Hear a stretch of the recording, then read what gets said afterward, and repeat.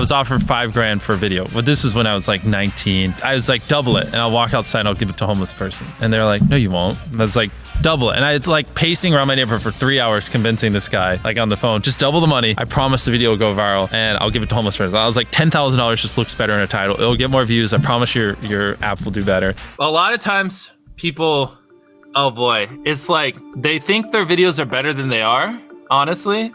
And tell them, Jimmy, tell them. I mean, they do that, and they have horrible friend groups because you really are like the type of YouTubers you hang around. It's getting people with the right YouTuber friend group that aren't pussies and will actually tell them when their content's bad and like actually roast it and help them get better in a nice, positive way. Basically what I did was I somehow found these other like 4 lunatics. 3 of us were college dropouts. One was a high school dropout, and one, I don't know, he just like quit his job. We were all super small YouTubers, and we basically talked every day for 1,000 days in a row and did nothing but just like hyper study, like what makes a good video, what makes a good thumbnail, what's good pacing, like how to go viral. We would just get on Skype every morning, and like some days like I'd get on Skype at 7 a.m. and I'd be in the call until like 10 p.m. and then I'd go to bed, I'd wake up and I'd do it again. We'd do things like take 1,000 thumbnails and see if like there's a correlation to the brightness of the thumbnail to how many views it got. Imagine a world where it's just you working solo and you work 12 hours a day every day for like a year. And you're just grinding, you make a mistake, you learn from it, you grind, you make a mistake, you learn from it, and you do that for like a year.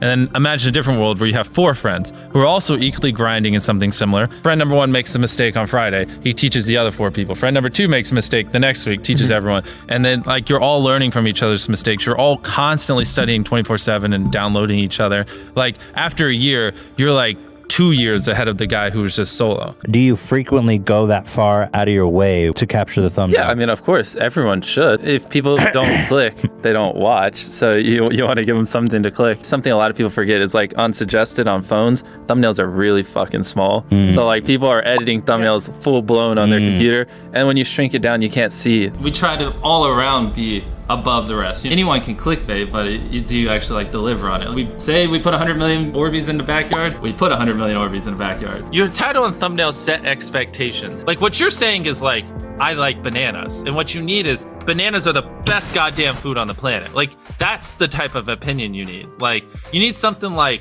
how to get 100 million views on YouTube, or not even that, that's not strong enough. You need something that makes people go, what the fuck? What the fuck did he say in that video? What the fuck?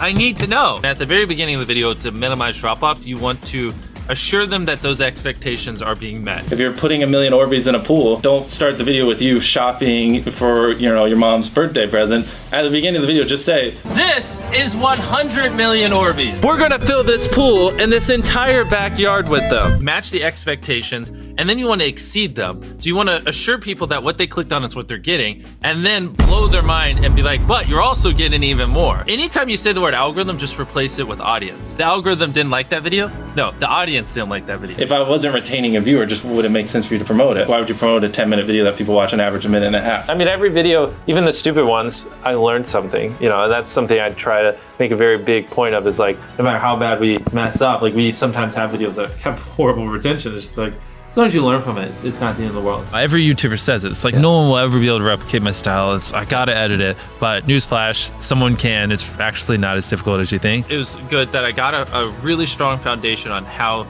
YouTube works and how the style of videos I wanted and everything before I scaled up the team, if that makes any sense. I just want to make sure that's clear, because I've seen people try to build the team without foundation and knowing how to do well. I know that if we film this video, it will do well, just because I've spent a decade of my life hyper obsessing over YouTube and I have a good pulse on it. But if you didn't have that, then you wouldn't know. Like, you wouldn't be able to spend $4 million on a Squid Game, because you might lose $2 million and then you can't pay your people. But of course, yeah, if I didn't have these people, I couldn't do half the stuff I do. For the last like 8 or 9 years, like every dollar I've made, I just spent it the next month on content. And I just did that every single month, and it just kept getting bigger and bigger, and here we are. Since I was 13, there probably hasn't been a single hour that's gone by that I've been awake where I haven't thought about YouTube. Like, I'm just focused on making the best videos possible, period. I don't care about making money. I don't care about time. I don't care about anything. I just want to make the best videos on the planet. Literally all the algorithm does is reflect what the people want to a T. And if you deny that, you just make terrible videos and are trying to find a scapegoat. We do our videos in other languages as well.